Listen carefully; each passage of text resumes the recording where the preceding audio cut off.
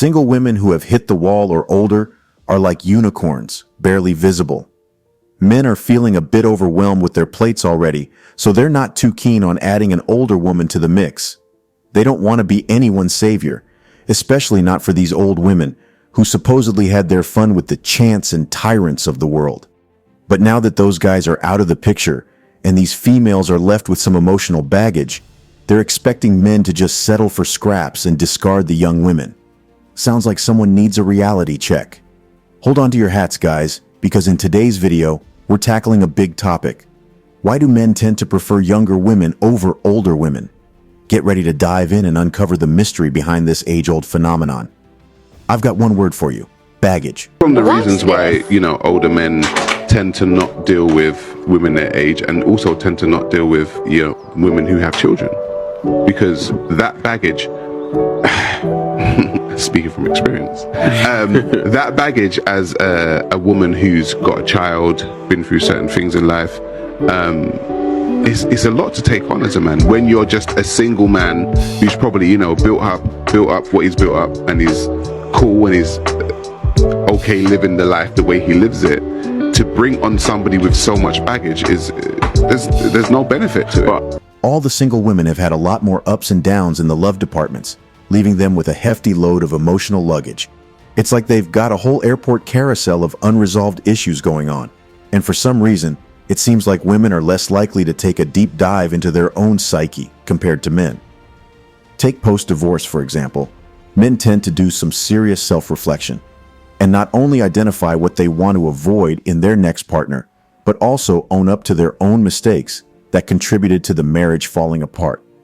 These women tend to point the finger at the man when a marriage falls apart, and then they put up a wall, carrying that baggage with them into the next relationship without ever taking a good hard look at their own role in the situation.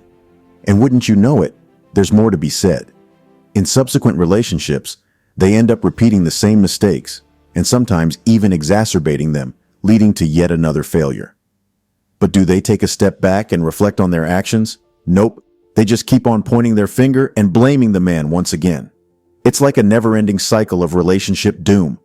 This continuous drama takes a toll on the woman, making her increasingly bitter as time goes by. She becomes a walking ball of unresolved trauma and resentments. And guess what? She's not exactly a ray of sunshine in her next relationship either. In fact, she might even make the new guy suffer for the mistakes of the previous ones. As if that weren't enough, aging only amplifies her insecurities, as she realizes she's now competing with younger women for the dating spotlight. Plus, she's well aware that her time in the dating game is running out, with fewer and fewer eligible men to choose from. Talk about a tough spot to be in. Last but not least, these older women out here just haven't gotten the memo that the dating game changes quite a bit as you get older. It's like they're still trying to follow the same rule book they used in their 20s when things were a bit different. And let's be honest, all these factors can make dating them a bit of a challenge. No, my point is, none of us in here can be considered traditional women. And back then, an average guy could get a traditional woman. And now what does he get? He gets a boss bitch, a boss babe, a girl that's been ran through. He gets an ex-hoe. He gets a born-again virgin. Like, what do this I is, get? as women, Yeah. this is what do we get? But the thing is, like, women, we want this lifestyle that's not even realistic nowadays. Like, we want men that make more than we do. And we want them to pay all of the bills. But it's like, we all have our nails done. We have, we get our hair dyed. We have makeup. We have all of this stuff that costs money because we want this lifestyle. But let's face it, we all know they're just average at best. It's such a shame that we can see right through their little act. You've probably also noticed that women these days seem to have an excessively entitled view of their own value. It really doesn't reflect their full sexual market value because of the constant marriage demands and expectations that are far beyond what we are truly willing to deliver. This entitlement is a major issue for men. This whole entitlement vibe has created a kind of unrealistic checklist for women that we men can never hope to tick off. We're supposed to be like emotional superheroes, always tuned in, always knowing what to say and do, and basically be the ultimate love machines without ever messing up. Like, seriously, that's like asking a fish to climb a tree or a cat to do algebra. No wonder so many of us men end up feeling like we're falling short in our relationships with women. I made so many mistakes, like how these girls are talking like, oh, I'm independent, I'll do what I want. That was me. That was literally me. And now I look back, I'm like, what the hell was I thinking? Would you say feminism is a lie? It's the biggest lie to destroy women and families. It's the establishment wanting to get our tax dollars so then they can benefit and destroy our families. That's really is it. Like, I was like, oh, I'm Miss Independent, I want to do this. And I have a saying that a lot of girls get mad at me for saying, but I typically say women start to mature once they stop getting the same sexual attention from men and they realize that feminism is a lie. The more men go their own way, the lonelier women will become, and the more cries we'll hear. Let's have it. If these so-called independent women won't change with their own accord, maybe the cries of their fellow independent women in retirement homes sitting with their cats will jumpstart their brains, and they'll see all the nonsense they've been doing ever since the second wave feminism came to life.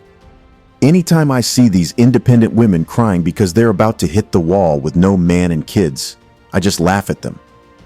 Initially, during the rise of feminism, women were encouraged to honor their femininity and embrace the roles that were assigned to them by God.